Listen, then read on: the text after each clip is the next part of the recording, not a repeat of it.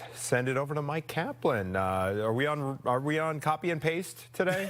Yeah, pretty much. Although we are, kind of shifting our focus from the extreme cold to more of a lake effect snow concern. And right now, it looks like the worst of it is going to be hitting Lake and Porter County, where a winter storm watch is in effect tomorrow afternoon into Saturday afternoon. That does not mean that there will not be impactful snow falling on the Illinois side as well. Today, we're going to see a lot of sunshine, maybe a few high thin clouds out, but they're mostly sunny. 6 degrees at 9, 14 at noon, 15 at 4, but at least it will be sunny. Tomorrow, not so much. All right, Natalie, how about a traffic update? We have major issues in Northwest Indiana that we're tracking for you this morning, and that is not indicated by the travel times on our map. So I want to break this down for you. A semi-truck on the ramp from northbound I-65 to eastbound I-80-94 hit a pole, split open its trailer, obviously spilled its load. So that ramp, the eastbound I-80-94 ramp, if you're going to take that from northbound I-65, is blocked until further notice. We're seeing a ton of backups in that area because of that issue. Let's go through your travel times, though. Kennedy, if you're coming in from O'Hare, 26 minutes. On the Eisenhower, coming in from 390, 25. Stevenson coming in from I-355, 25 minutes. You can see all these travel times are below average, so looking good. And on the Dan Ryan, if you're coming in from 95th, just 20 minutes. All right, a Westmont teenager is due in court today, accused in a horrific killing in Downers Grove. A mother carrying a baby was stabbed to death, and Roseanne has more on the disturbing details that we're learning about this crime. I mean, we all use Facebook Marketplace, Roseanne, and that is what makes it so real for us. Yes, this is a terrifying story. Police say that she was stabbed 70 times, but she really fought for her life, managing to try to crawl out of her home after it was put up in flames.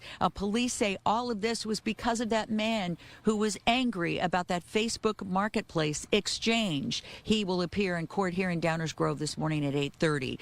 Now, family and friends are still in shock about all of this, and they gathered for a vigil last night for the 30-year-old wife and mother, Eliza Morales. She was killed in her home in Downers Grove Monday. Prosecutors have now charged 19-year-old Netis Ravukas with the crime. They say he stabbed Morales in the head and neck, stabbed the family dog between the eyes, and lit the house on fire. Police say he later confessed, saying he was angry about the condition of the truck that he had purchased on Marketplace, on Facebook Marketplace, from Morales' husband. He told them he had changed at a nearby Ace Hardware, where he dumped his bloody clothing. Morales' family says the young mother, who was about to have another baby, was just excited about her growing family. She was such a smart mom. She was healthy food, organic, always at the library with the babies, always reading, teaching them, and, to grow up to be great adults like her. Unfortunately, that was ripped away from her. Yes, they called him pure evil. The detention hearing for Ravukas is set for 8:30, and that will be followed by a news conference where we'll hear from the DuPage County State's Attorney and also the police chief here in Downers Grove. Roseanne Tejas, Fox Chicago. It's so shocking and so sad. Thank you, Roseanne. A woman is killed in an overnight house fire. Gabriela Primus has some of the other top stories as well that we are following for you this morning. Gabriela? Good morning, Natalie and Anthony. Let's break some of this down, starting with that fire that broke out just after 10 o'clock last night on Bell Avenue near 70th Street. As crews were working to put out the fire, they found a 75-year-old woman's body. She had suffered burns all over her body. She was taken to the University of Chicago Hospital, where she died. No other injuries were reported. The Chicago Fire Department is investigating a cause. Hinsdale police are searching for more suspects involved in a burglary caught on camera. It happened at the store Kelsey's along South Washington Street near the metro station there. A video shows the thieves scrambling to grab whatever merchandise they could. Police arrested 4 suspects, but the video shows 8 in the store. Sean Grayson, the former Sangamon County deputy convicted in the shooting death of Sonia Massey, will be sentenced today. He was found guilty of second-degree murder back in October. Massey called police to report a prowler in July of 2024. Grayson shot and killed her after he says he thought she was going to throw a pot of boiling water at him. Grayson is facing anywhere from 4 to 20 years in prison. Natalie. Thank you, Gabby. And we are seeing this morning new video of a confrontation between protester Alex Preddy and ICE agents before he was shot and killed. This was video taken during a protest 11 days before the deadly exchange. It shows an intense takedown by agents. There's another video circulating online that shows Preddy yelling at agents, chasing one of their vehicles, following it, and kicking out the taillight. Preddy was able to get free in this instance. The Department of Homeland Security says it is reviewing the video. They say they were aware of Preddy before the shooting. The Preddy family attorney, though, says the video does not justify that shooting. The two federal agents who shot Alex Preddy have now been placed on administrative leave. This is according to the Department of Homeland Security, which initially said those agents were still on the job and reassigned to another city. The agency has also walked back initial claims by the Trump administration that Preddy violently resisted officers and wanted to, quote, massacre law enforcement. Registered nurses came together on the near west side to hold a vigil to honor Preddy. It was held at the Jesse Brown VA Medical Center. Preddy was an ICU nurse at the Minneapolis VA Medical Center. The nurses also called on Congress to vote to abolish ICE.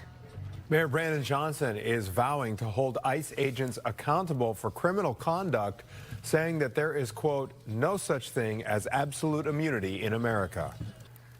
This is not about politics. This is about a more fundamental idea that in our country, nobody is above the law.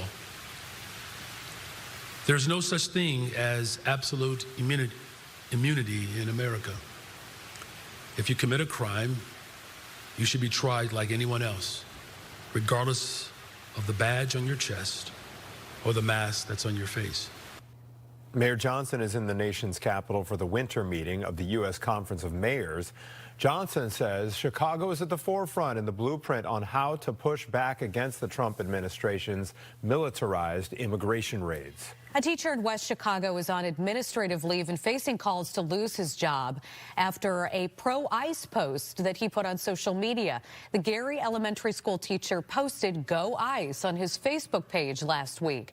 The school district tells us he submitted his resignation right afterward before an investigation could even happen. But then he withdrew that resignation before the board could approve it, which allowed him to come into work on Monday. He ended up being put on leave pending the outcome of an investigation. We may find out today whether a big part of the federal government will shut down after tomorrow night. Brian Jackson's in the studio now with the latest. Brian? Well, the Senate is set to hold a procedural vote a little bit later this morning. Democrats said that they want to change the way that ICE agents operate and that they're willing to shut down a big portion of the federal government in order to make that happen. Among the changes, prohibiting masks, requiring body cameras, and roving patrols. Republicans may be open to negotiate, but not over a shutdown. Senate Democrats are united on a set of common sense and necessary policy goals that we need to rein in ICE and end the violence. A government shutdown is not in anybody's interest. And unlike last year's shutdown, this one would not impact the Department of Agriculture, and some SNAP food benefits would also not be affected. Anthony? All right, Brian, thank you. The Indiana State Senate passes a bill that sets up the money side of building a new Bears stadium in Northwest Indiana. It is Senate Bill 27, and it passed overwhelmingly yesterday, 46-2. So what does this create? All right, it's called the Northwest Indiana Stadium Authority. This is the name of the group that would help pay for an NFL stadium. The bill still needs to pass the Indiana House and get signed by Governor Mike Braun. I fully expect that to happen. I don't get why there would be a downside to laying the groundwork, because they're trying to lure this team, aren't they? They are. They're pushing hard for it. Yes. I believe the Bears still own that land in Arlington Heights. I'm just going to keep saying that until the stadium is not built there. Yeah. They're waiting for you to buy it and build Kaplan lands that we can visit. Yes. We've got the cold front slide going down for you.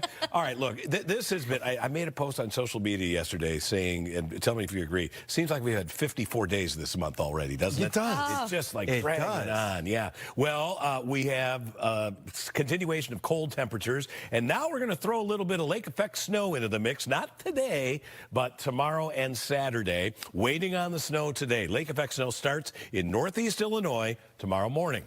Snow band is going to slide south during the day, and that will impact travel because at times that will be snowing very heavily. Heaviest snow is going to target northwest Indiana tomorrow night into early Saturday, with lighter snowfall continuing Saturday, and some of that snow may creep back to the west and impact the Illinois side. 2 at O'Hare. Wind chill 9 degrees below zero, northwest wind blowing at 6 miles per hour. Here's some other current temperatures. Aurora still a cold spot with 4 below, 3 below at Woodstock, 3 above at the lakefront, 15 at Benton Harbor, Michigan, where a little bit of light snow is falling now. We'll look at that lake effect potential here in just a little bit. But right now, back to you. Thank you, Mike. A suburban spa owner is facing charges after hidden cameras were found at the business. We'll have that story and more when we come back.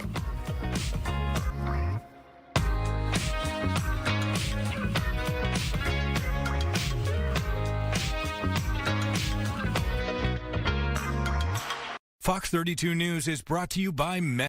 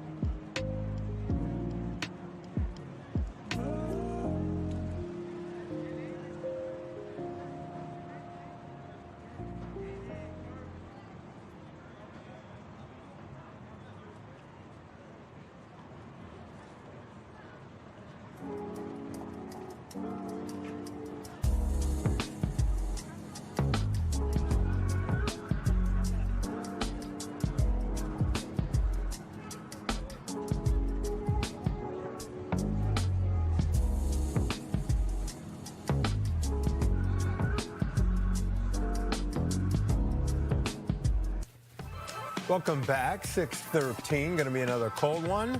But hey, we'll at least see some sunshine today. We will check in with Mike in just a moment. In the meantime, Gabriela Primus joins us now with a look at this morning's top stories. Gabby. Let's go through some of these. An overnight fire leaves one woman dead. The fire broke out just after 10 o'clock last night. It was along South Bell. As crews were working to put out the fire, a 75-year-old woman was found. She had suffered burns all over her body. She was taken to the University of Chicago Hospital, where she died. No other injuries were reported. The Chicago Fire Department is investigating a cause. We may find out today whether a big part of the federal government will shut down after tomorrow night. The Senate is set to hold a procedural vote later this morning. Democrats say they want to change the way ICE agents operate, and they're willing to shut down a big portion of the federal government to make it happen. Sean Grayson, the former Sangamon County deputy convicted in the shooting death of Sonia Massey, will be sentenced today. He was found guilty of second-degree murder back in October. If you remember, Massey called police to report a prowler in July of 2024. Grayson shot and killed her after he says he thought she was going to throw a boiling pot of water at him. Natalie. And Gabriella, a spa owner in Hinsdale has been arrested for recording customers without their consent. Detectives say they have identified at least 60 victims who were secretly recorded while in private treatment spa rooms. Reflection Spa is owned by 51-year-old Jason Spencer, who's been charged with 5 felony counts of unauthorized videotaping. Police say they were tipped off to a possible hidden camera in December of 2024. Officers then found hidden cameras in treatment rooms, along with a recording device and a hard drive. We talked to cybercrime expert Detective Rich Wistocki, and he says this case is a good example of someone coming forward anonymously with a tip. See something, say something, report something, right? So we want to show them basically 5 pieces of evidence. We want to make them to have screen captures of what they think is going on, written statements. Don't report to anybody else but the police. You know, don't go on social media and say, hey, this, that, because you could be opening yourself to liability. So you want to have the professionals come in, you know, like the state attorney's office, the internet crimes people, to come in, and you want to have that reporting done. That is certainly good advice. Hinsdale Village President Greg Hart says when this all came to light, they did not renew the spa's license. It did expire last month. Spencer is not being held in jail, but is due back in court next month. Anthony? Okay, thank you, Natalie. A car repeatedly rammed into a synagogue. This was in New York City. Police say a car collided into the Chabad Lubavitch headquarters in Brooklyn last night. The rabbi at that synagogue says no one was injured and the building was evacuated as a precaution. The driver was arrested. All right, $496 million and counting. That is how much the deployment of federal troops has cost U.S. taxpayers since last June. And that number could soar to more than $1 billion this year. The numbers come from the nonpartisan Congressional Budget Office. Factored into the estimates are troop deployments to Chicago, Memphis, Portland, and L.A. Earlier this month, a California federal judge ruled that the Trump administration willfully broke federal law by sending National Guard units to L.A. In Georgia, the FBI is searching a Fulton County elections office in Atlanta, looking for records connected to the 2020 election. President Trump made Georgia a focus after his 2020 loss, claiming there was fraud. He also asked state officials to find him enough votes to claim victory. The president and more than a dozen other people were indicted for an alleged scheme to overturn the results of the 2020 election. The case was dismissed last year. All right, 6:17. Time to check in with the very accurate and today bespectacled. Is that the word? You are bespectacled today, Mike, and always seeing things clearly. But today it's extra. I like how you put that. Yeah. And these glasses have a little blue in them. I wanted to kind of go with our blue theme here. Yeah, putting in my contacts this morning, the first one ripped apart. Oh, no, that's the most painful thing. So I've been there. I said, at that point, I'm not going to waste the time to get the new contact out. So just put on the glasses and be professorial. Yes, indeed. All right, let's talk about it. There's a little bit of high cloud cover out there right now, but we're going to see a lot of sunshine today. Not much good it's going to do. Just like yesterday, we're going to be stuck in the teens for a high. I'm going to show you a map which has a couple counties under a winter storm watch. Lake and Porter County. Not today. Tomorrow afternoon through Saturday afternoon. This is going to change. You can't keep it as a watch. It'll either become a winter weather advisory or a winter storm warning, or the least likely scenario is nothing at all. I think it's going to go over to a winter storm warning for you because I do expect some heavy snow in that area, especially tomorrow night. Here's a look at the futurecast. No snow today unless you happen to be in western Michigan. Berrien County might get a little bit. That's not a big deal. But the main snow event gets established late tonight and starts to move to the west so that tomorrow morning. It's flirting with the Illinois shoreline, probably coming through the area between about 7 and 10. Our model and others take some of that lake effect snow way off to the southwest, and then a new band of snow is going to snake down the lakefront tomorrow afternoon, and right here tomorrow night, that's where that concentrated band of more intense and long-lasting snow is going to occur. But that does not mean that on Saturday we won't see a little bit of snow on the western shore as well. I'll give you the full 7-day in a little bit, but right now Natalie's got our traffic update. Yes, we have some major issues on some of your major interstates this morning. Right now, Sky Fox over the outbound Kennedy. We have an accident at Kimball there, and you can see traffic is being slowed because of that. Again, this is the outbound Kennedy at Kimball. An accident reported there. Sky Fox over the scene trying to find the exact incident, I think. I want to jump to our travel time so I can talk about another big incident that is causing a lot of problems in Northwest Indiana. This is the, if you're on northbound I-65, okay, you're traveling on northbound I-65, huge backup because a semi had an issue on the ramp to eastbound I-80-94. So that ramp to eastbound I-80-94 is now closed. Traffic is getting by on the westbound ramp. But again, you're going to see a big backup on northbound I-65 in Northwest Indiana because of that incident. Also some problems on the metro. Several lines experiencing delays this morning. Those lines include Southwest Service, Milwaukee District North, Heritage Corridor, and BNSF. They said expect delays throughout the morning on those lines. If you are on any of the Chicagoland interstates, head into the city, you're not going to see any problems. All of your travel times are below average. Okay, thank you, Natalie. Appreciate it. A former Loretto Hospital executive has been arrested in Serbia. Anash Ahmed, pictured right there with Eric Trump, was detained back in November, and now the U.S. is hoping to extradite him. It was first reported by Block Club Chicago. He is accused of embezzling millions from the taxpayer-funded Loretto Hospital. Ahmed was also accused of defrauding $300 million from the feds in a COVID testing scheme a few years back.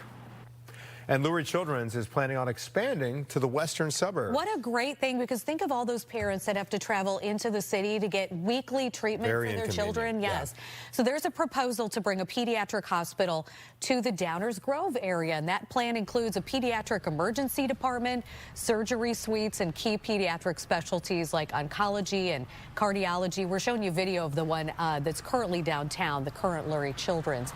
This would be Lurie Children's first, though, inpatient hospital outside of that main Streeterville location. We spoke with the president and CEO on Chicago Live, who tells us they want to meet the needs of a growing population of families in our area.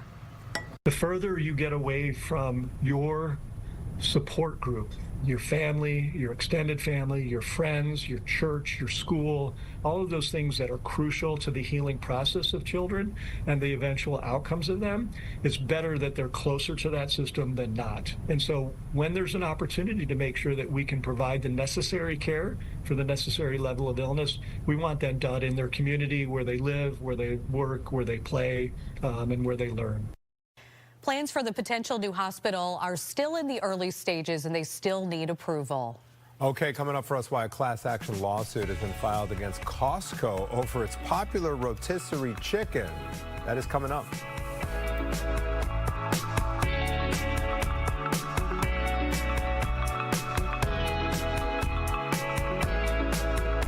Driving costs the average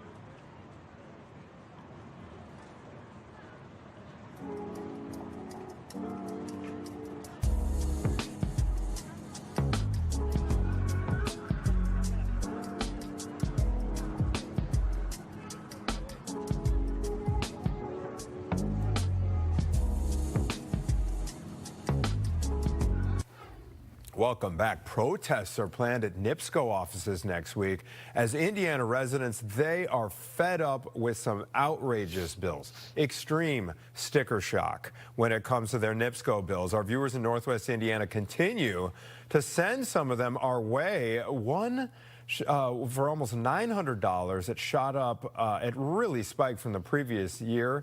We spoke with Lucas Gallup from Maryville. His recent NIPSCO bill was more than $500.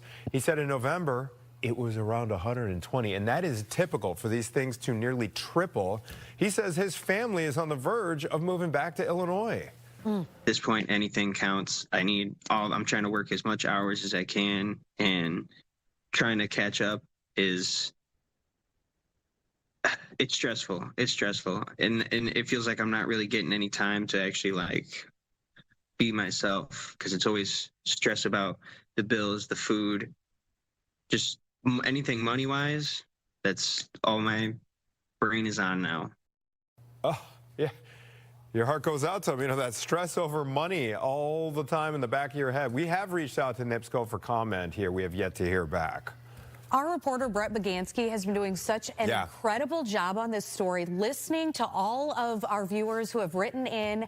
Cannot get a comment from NIPSCO, okay? We're on it, though. We're following that story. A class action lawsuit has been filed against Costco over its $5 rotisserie chicken. I love that thing. Company claims that the suit claims, the company puts preservatives in that chicken despite marketing that it doesn't. Costco has not commented on the lawsuit, but has since removed the no preservatives label from its packaging and online listings. Okay, musician Kid Rock is blasting the concert ticket industry. He spoke out yesterday during a Senate committee hearing on Capitol Hill, and he told senators that fans are paying too much for concerts and events. He places part of the blame on the 2010 merger of Ticketmaster and Live Nation, which he described as a failed experiment that has led to price gouging and skyrocketing ticket sales. Independent venues have been crushed. Artists have lost leverage. Fans are paying more than ever and getting blamed for it. We've made big changes. Ticketmaster policy is now to limit everyone and every entity, ticket brokers included, to only one Ticketmaster account. President Trump also signed an executive order last year in an effort to protect fans from ticket scalping. Mike is standing by with a check of the forecast. Hey, Mike. Hello there. We have a little bit of cloud cover out there, but it's going to be a mostly sunny day. But it's going to be cold again. Teens on the way. And tomorrow and Saturday, it's lake effect snow. I got the forecast coming right up.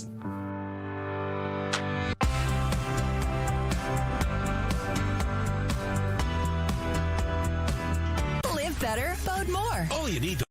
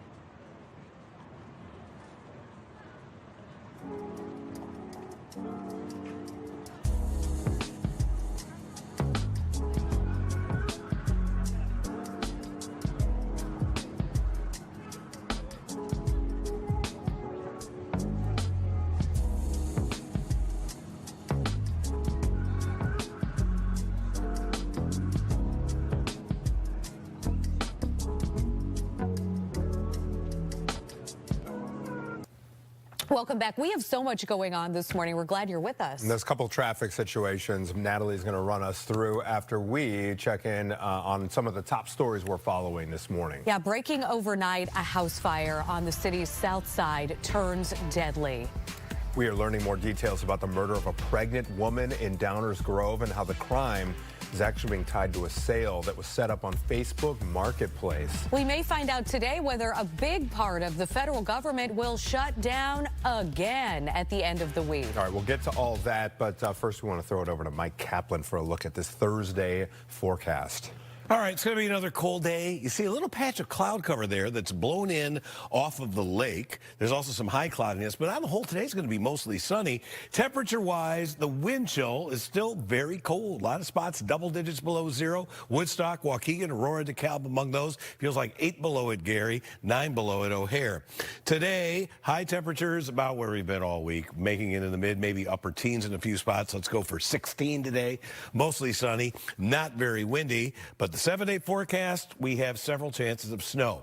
And the biggest is coming in off the lake. Tomorrow into Saturday, I think there will be some disruptions to travel at times. It won't be snowing all the time in any given community for 2 days in a row.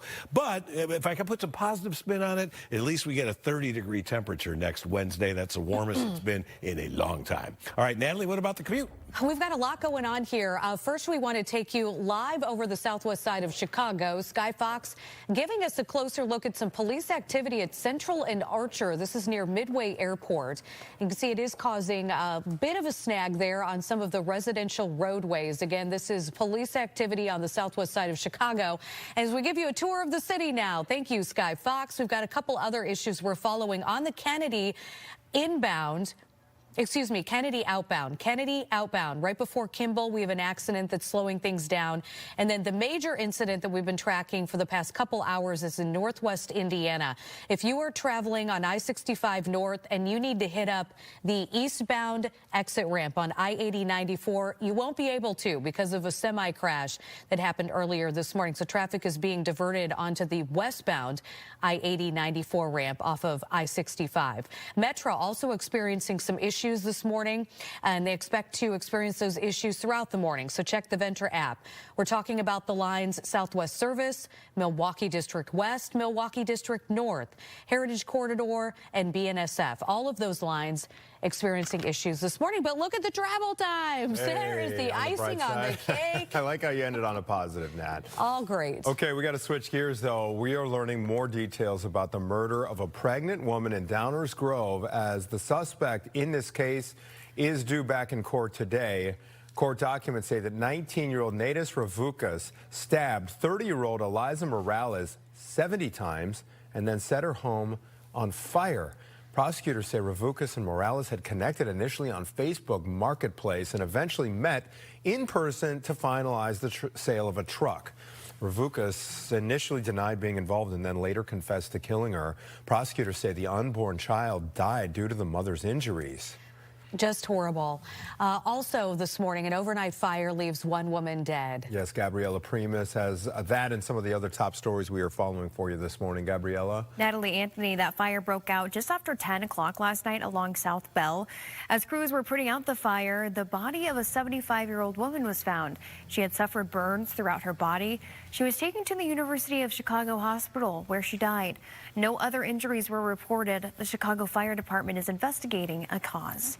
And breaking news, U.S. Senator Amy Klobuchar is running for Minnesota governor. She made the announcement official today. Klobuchar is a Democrat and has held the Senate seat since 2007.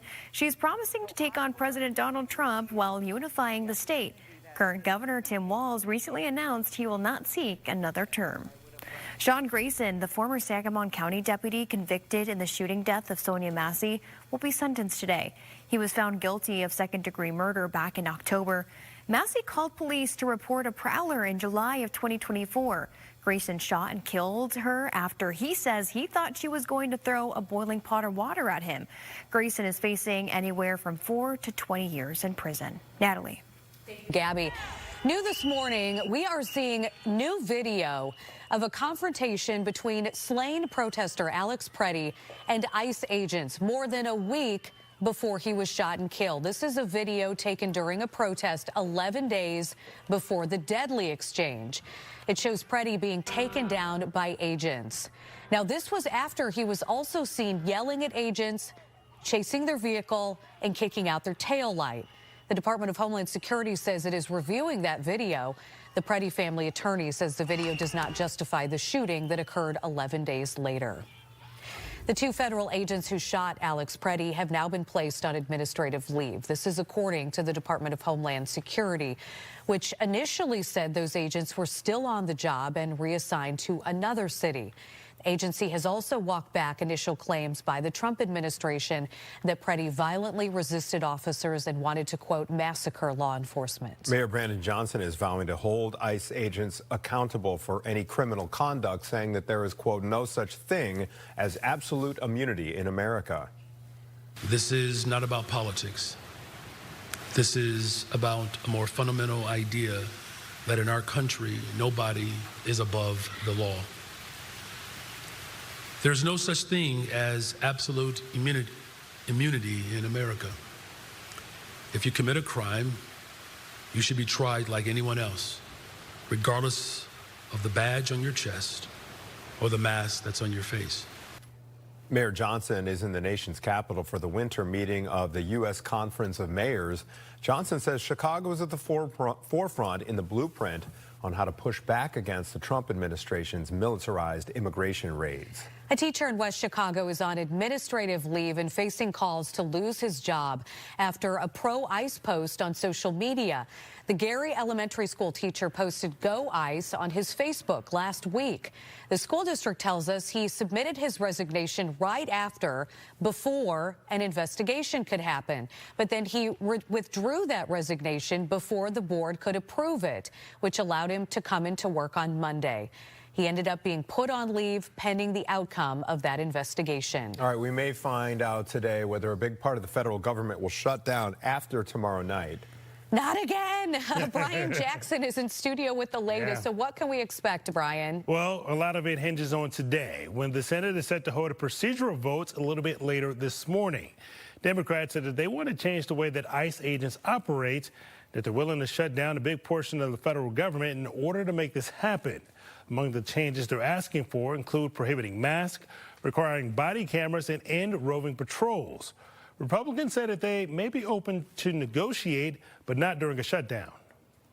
Senate Democrats are united on a set of common sense and necessary policy goals that we need to rein in ICE and end the violence. A government shutdown is not in anybody's interest.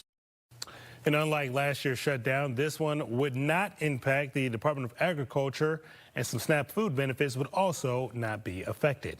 Anthony? Thank you, Brian. The Indiana State Senate passes a bill that sets up the money side of building a new Bears stadium in Northwest Indiana.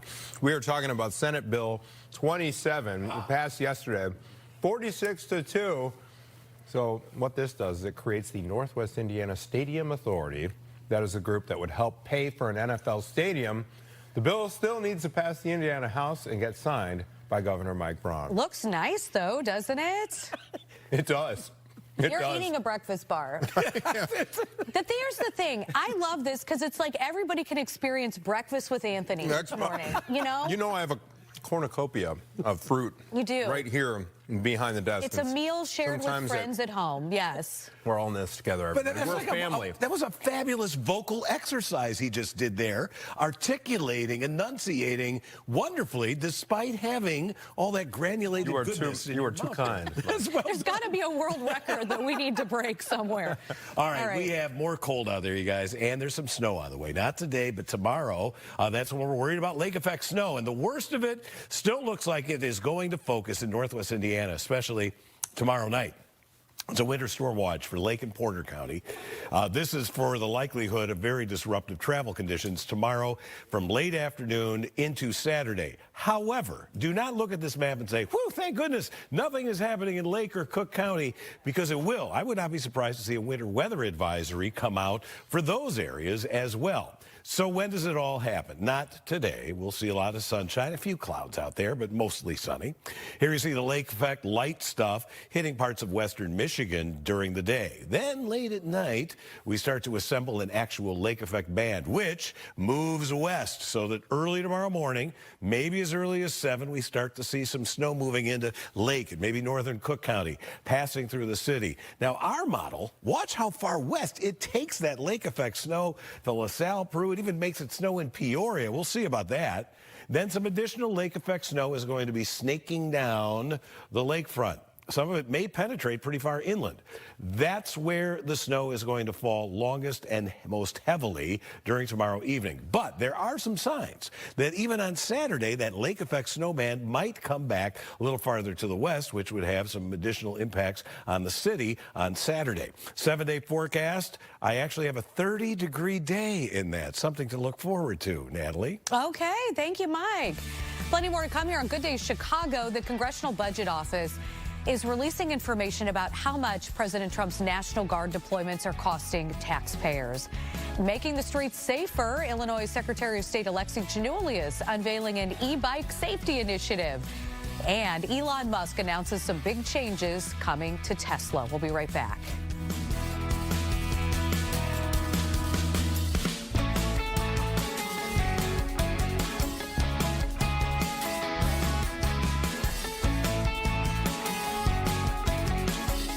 Shine the light in here.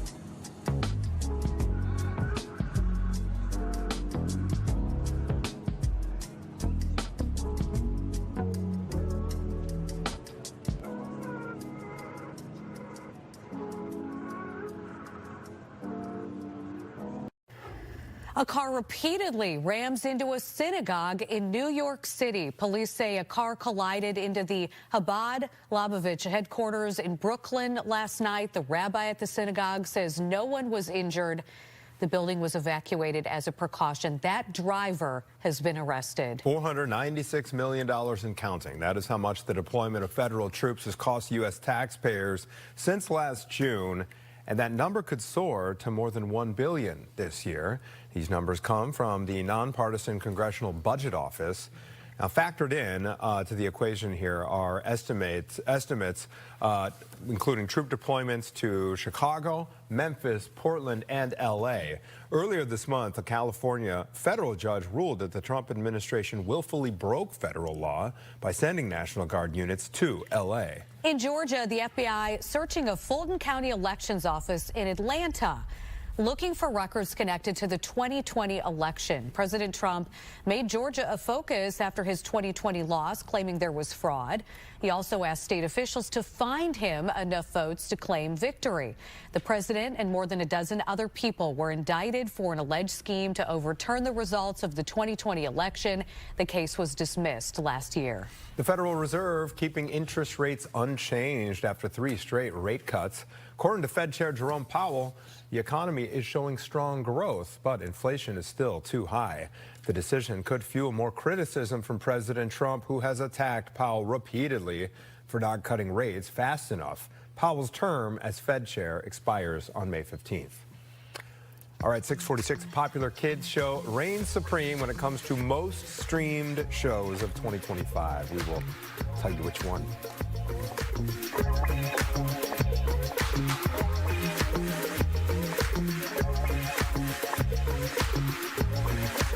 HBCU Go Basketball.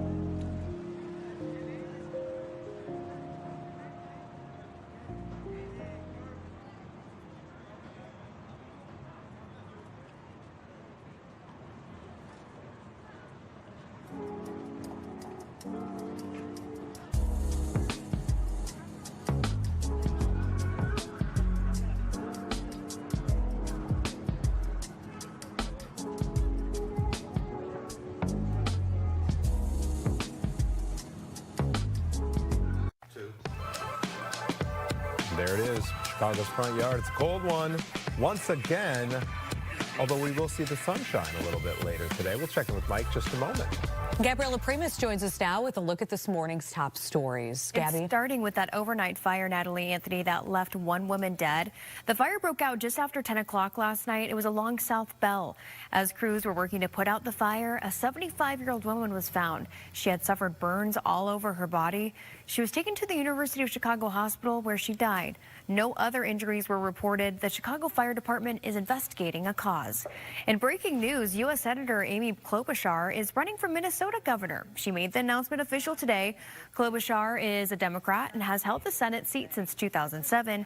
She is promising to take on President Donald Trump while unifying the state. Current Governor Tim Walz recently announced he will not seek another term. Sean Grayson, the former Sangamon County deputy convicted in the shooting death of Sonia Massey, will be sentenced today. He was found guilty of second-degree murder back in October. Massey called police to report a prowler in July of 2024. Grayson shot and killed her after he says he thought she was going to throw a pot of boiling water at him. Natalie. Gabriella, 6:50 now, and unfortunately it is cold again outside, and I have nothing more to say about it, Mike. Well, then let me fill in the blanks All right. for you there. All right, yeah, she's right. It's cold. Let's talk temperatures first of all, and we have a lot of single digits, and a few spots are below zero again, including Waukegan, Woodstock, Aurora's airport. We got a -4 there. In the city, it's 2 or 3. 2 degrees at O'Hare, 3 at the lakefront and Midway. Northwest Indiana, not as cold, but still mighty cold. 4 degrees at Merrillville. Rensselaer has dropped to 1 degree. We're going to see a lot of sunshine today. That's the plus side, but these wind chills are still going to be biting. It feels like 18 below at Aurora, 10 below zero along Chicago's lakefront.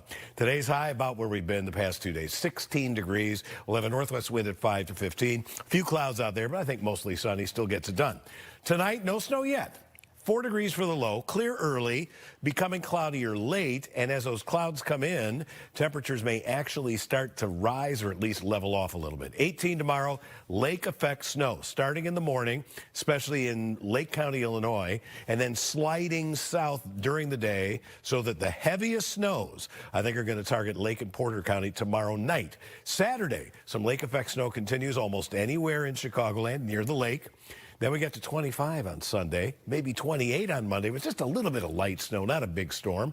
And then a chance of a 30-degree day here on Wednesday, but wouldn't you know it, a little more light snow in the forecast. Natalie, what about our pre-7 a.m. commute? Oh, my gosh. Today's one of those days I just want to rock in the fetal position, Mike, because it is terrible. We have had incidents pop up on nearly all of your major roadways this morning. The latest one we're tracking is on DuSable Lakeshore Drive, northbound, right before 53rd Street. There's an accident there with stop-and-go traffic. Biggest issue of the morning, though, still in Northwest Indiana. This is if you're driving on I-65 northbound, and you want to take the exit ramp on I-80-94, you can't. That exit ramp is closed due to an accident because of that huge backups on I-65 north. On your Metra, there are problems on nearly every single line this morning. So please check your app to see if your line is impacted. I'm going to bet it probably is. The bright spot, we don't have any issues as we check those travel times this morning, and we're also not seeing any issues on your Chicago City buses or your L trains. Always end with a bright spot. There you go. Popular baby food snack has been recalled, though, due to potential contamination. Gerber issued the recall for limited batches, and these are so popular, of those arrowroot biscuits. Out of an abundance of caution, company warns that the biscuits may contain soft plastic and or paper pieces. Gerber says the foreign material came from an arrowroot flour supplier. The affected products have best before dates between October 16th, 2026 to December 16th, 2026.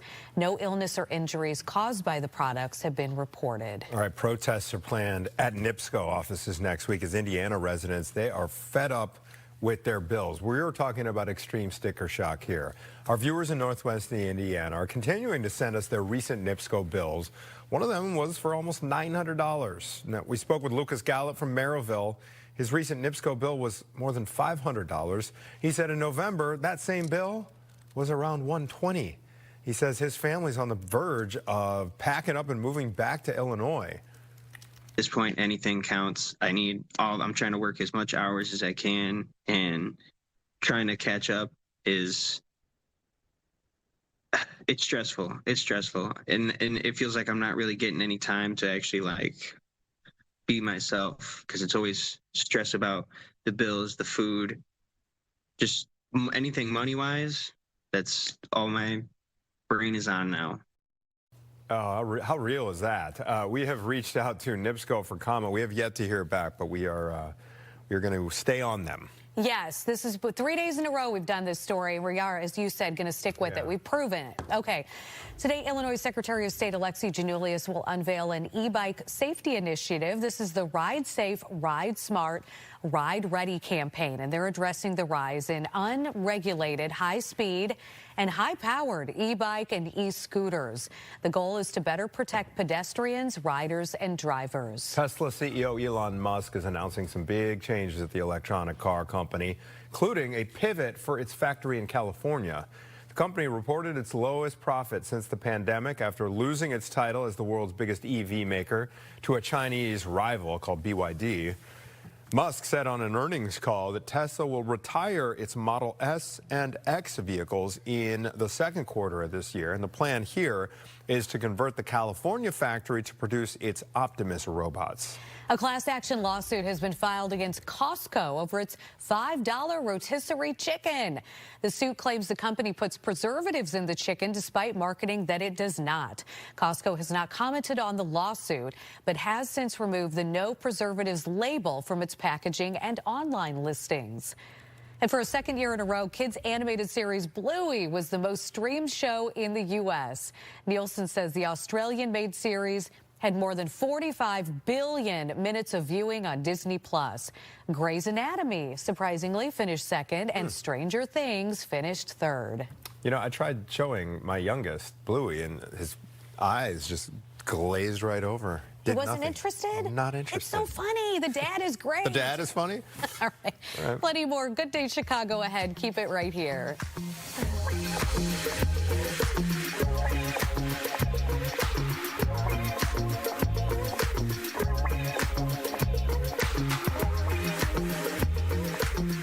Live better, vote more.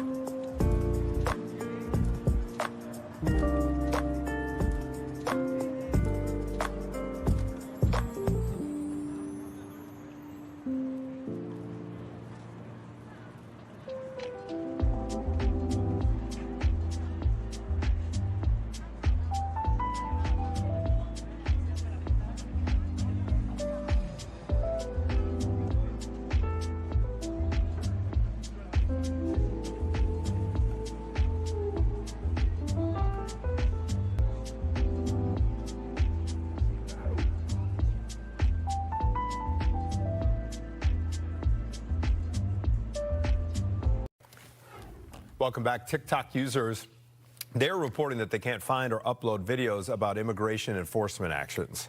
The surge in social posts began as people shared footage about the federal raids that led to the deaths of protesters Alex Preddy and Renee Good. California Governor Gavin Newsom has opened a probe into whether TikTok is violating state law by blocking content critical of Trump. The company claims that any issues surrounding posts stem from technical problems at a U.S. data center. But you'll recall Facebook was accused a few years ago blocking content related to President Biden's son Hunter and COVID-19 vaccines. President Trump expands his crackdown on fraud in the U.S. with the announcement of his new fraud czar. The president says he is nominating Colin McDonald to serve in the newly announced role of Assistant Attorney General for National Fraud Enforcement. McDonald currently works at the Justice Department as the Associate Deputy Attorney General. This new position is expected to focus on fraudulent uses of federal